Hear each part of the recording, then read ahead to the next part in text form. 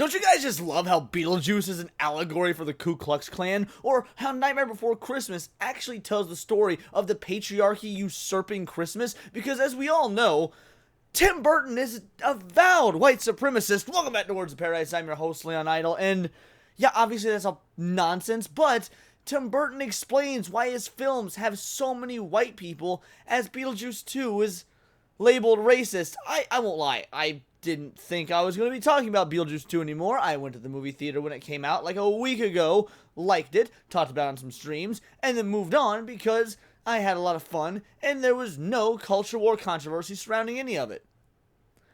Until people apparently started calling it racist, which makes absolutely no sense to me, but by the same token, everything is racist today, so I don't know why I'm surprised. I am shocked. Shocked! Well, not that shocked.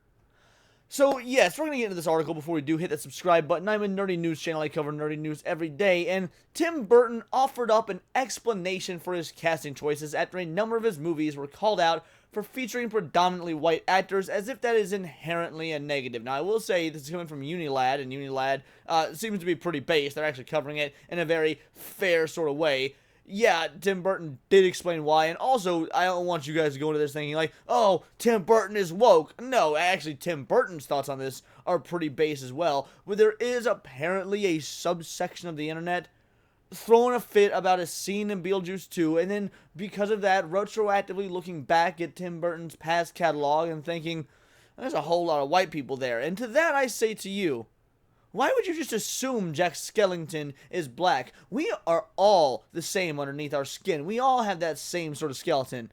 Except the Elephant Man, but that's neither here nor there. Alrighty, so most recently he's worked with Jenna Ortega on Beetlejuice, but the director has received some criticisms from his viewers over representation in the movie.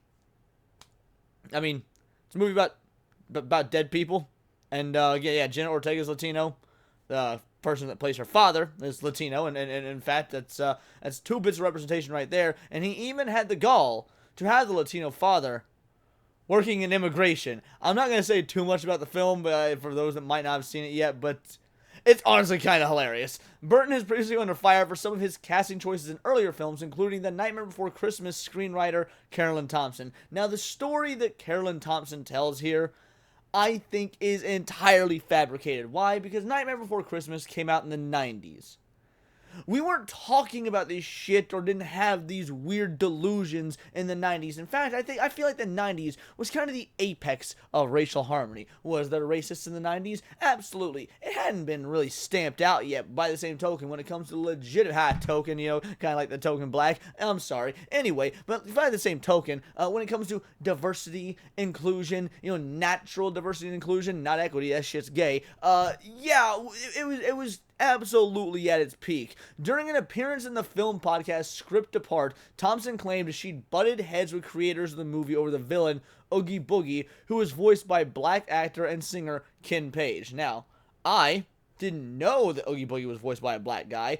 I kind of assumed based on his singing voice, but let's be real, I could have been wrong. I also didn't realize that Jack Skellington was singing voice was by a but let's be honest, by a pedophile. He does have that song, Little Girls. On the podcast, Thompson said, Oogie Boogie is a derogatory term for African Americans in the American South. Full stop. No, it's not. I don't know about you. I don't know about you, Thompson, you upper crust, probably New Yorker, who's likely never been to the South and can only go off of the caricatures and whatnot that you see on Family Guy or The Simpsons or whatever it is you were watching at the time. Probably not Family Guy. It wasn't actually out yet, but you get the point. No, Oogie Boogie is not a derogatory term in the South. I've been to the South. I've spent a lot of time in the South, and frankly, while I live in the Midwest, some people even argue that where I am in the Midwest, I'm actually a Southerner. There are a lot of racial terms and stereotypes that are used in the South.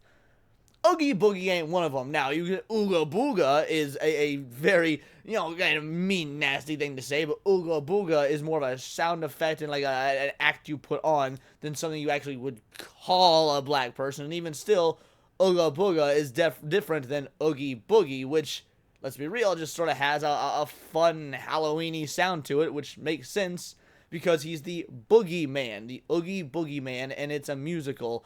I don't understand how you could even equate that to a derogatory term for African Americans in the South. She then claims, I begged the powers that be to change something about the character because of that. I said, this is so ugly and dangerous and antithetical to everything inside me. I did not win that fight. It was a troubling part of the film for me, to be frank. Bullshit.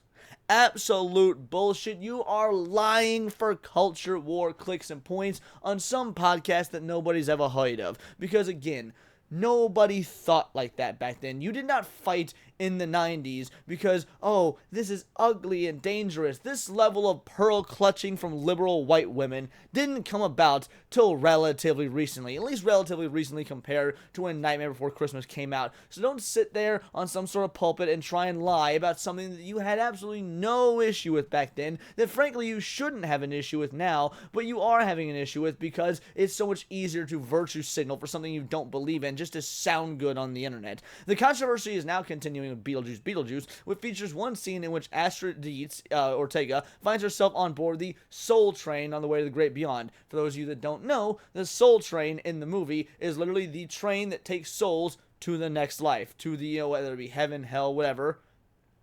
And it's a hilarious scene where it's a bunch of black dudes all singing and dancing to old school soul music because of the movie or the show Soul Train. It's literally just a very obvious comedic bit, like, oh hey, there used to be the show called Soul Train. This little section of the movie has a literal soul train.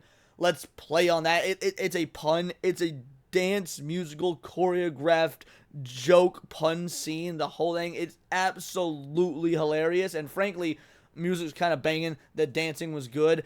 It was also kind of an obvious joke. Like anyone, before you actually see the Soul Train, it's mentioned, and you kind of already have the joke they're going to do in your head. You can say whether that's good or bad for the movie, because you don't really want the comedy to be so on the nose, but all in all, I liked it. I enjoy that sort of music. The scene is a reference to the 70s musical variety TV show Soul Train, which spotlighted R&B, soul, and hip-hop music by black artists. After watching the scene, one Beetlejuice viewer commented, isn't this kind of racist, or is it just me?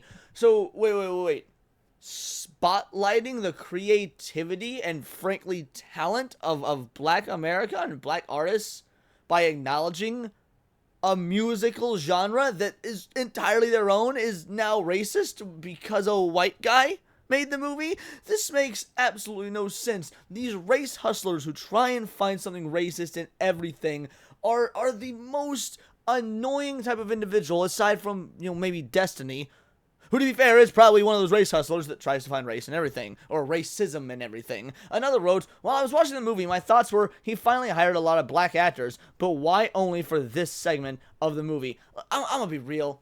I couldn't care less if Tim Burton hires black actors or not. I care whether his movies are good. And to be fair, his movies, like post-2005, have all sort of sucked, so I was just happy that Beetlejuice got, back into form. Beetlejuice still did suck, but it was at least a lot of fun and funny. When it comes to Burton's casting choices, he has previously spoken out about having a predominantly white cast in his 2016 movie, Miss Peregrine's Home for Peculiar Children. And to be fair, I've read the book that this is based on. It's not very good. I didn't even see the movie. That being said, if I recall, in the book, it takes place in the UK, and the book was written well before the Muslims decided to just completely take over London. So yeah, I kind of did imagine all the characters in that book as white, just because it's the fucking UK.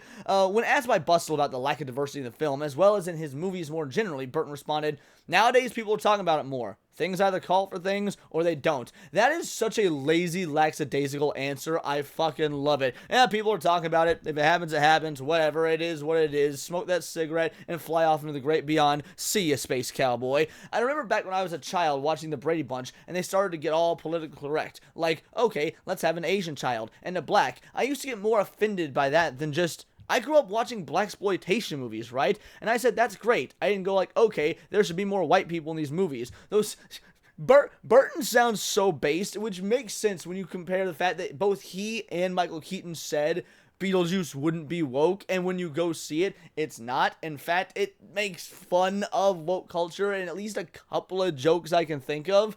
Though some viewers took issue with the Soul Train sequence of Beetlejuice, others defended Burton. One person wrote, I actually felt a piece of amazing black culture coming from the Soul Train scene. Unilad has contacted representatives for Burton for comment. And yes, if you felt the representation on screen, good job. You took away what you should have taken away.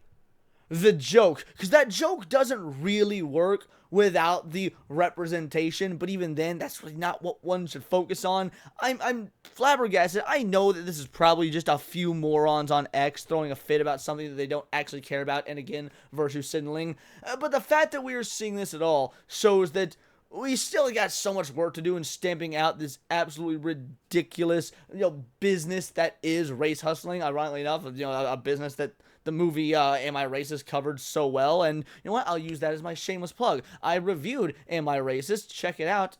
It was a lot of fun, even if the movie does in fact have some flaws. But those are just my opinions. Let me know yours in the comments down below, or let me know on X, or you can find me at Bolt the Word. And please do subscribe. I'm a nerdy news channel. I cover nerdy news every day. Not always about the evil, racist, misogynistic, incel Nazi that is Tim Burton, but also anime, movies, music, Magic the Gathering, you name it. Check me out on Instagram at wordsofparadise_Leon and become a member for $4.99 a month. You can join the Discord, choose the articles I go over on a day-to-day basis, choose the videos that I react to on my Friday night live streams, and of course get involved with over 80 other vital idols. We are a bright, beautiful, glowing, vibrant community that I cannot wait to grow even further because we do care about diversity. But only one kind of diversity of thought. If that's interesting to you, join the Discord, hit subscribe, and until next time, it is all here in the Nerdosphere. This has been Words of Paradise.